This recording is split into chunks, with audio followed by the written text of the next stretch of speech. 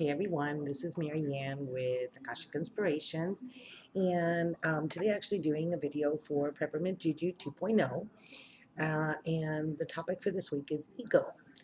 And it's funny, when I saw the topic last week, I started sitting and kind of thinking about the ego and, all of the negative connotations that we attribute to it, edge got out and all about being, centered in things that are outside of ourselves, influences that we allow others, giving basically our power away and not thinking on, a spiritual or inner self basis.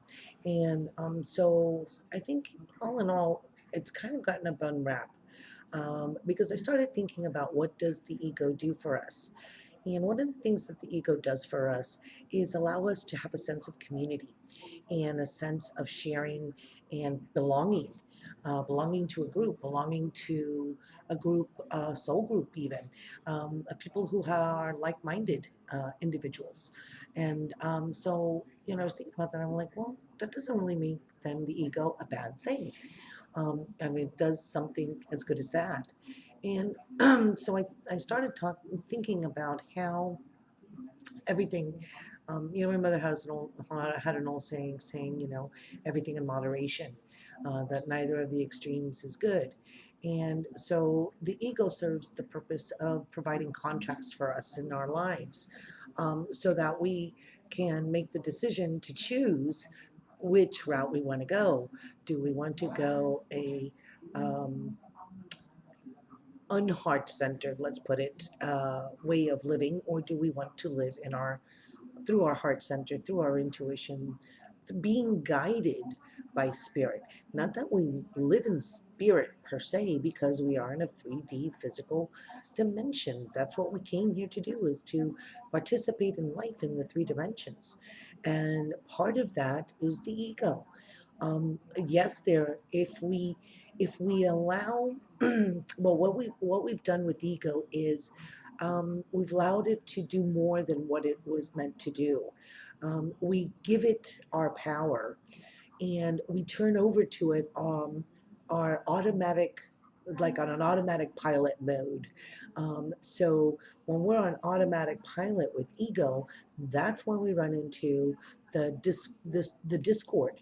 That's where we run into aggressiveness and anger towards others, because we've allowed the ego to be judgmental and to be exclusionary rather than inclusive, because the ego, tempered by spirit, with awareness, is what brings us together in harmony and balance. So, ego provides a means for us to achieve balance of our spiritual inner wisdom and guidance, and be able to act upon it, to be able to bring it out, to be able to function and co-create. Because when we are purely spirit, we cannot be on the leading edge of manifestation. And that's what ego allows us to do. So it's all about balancing the ego with spirit, allowing ego to be a driving force rather than being a controlling force. So, so I think, all in all, what it is we're here to learn is to kind of take back our power, take it off automatic pilot per se, and be able to use it as a tool to live our lives in a fuller manner. And but by being guided through our inner source, through our spirit, through our sense of oneness, the I am presence with the divine, and then combining it with the ego, which allows us to balance and bring things quickly into manifestation by creating partnerships in which our energies together can multiply and be exponential in the creation of our reality here on earth. and how we do things.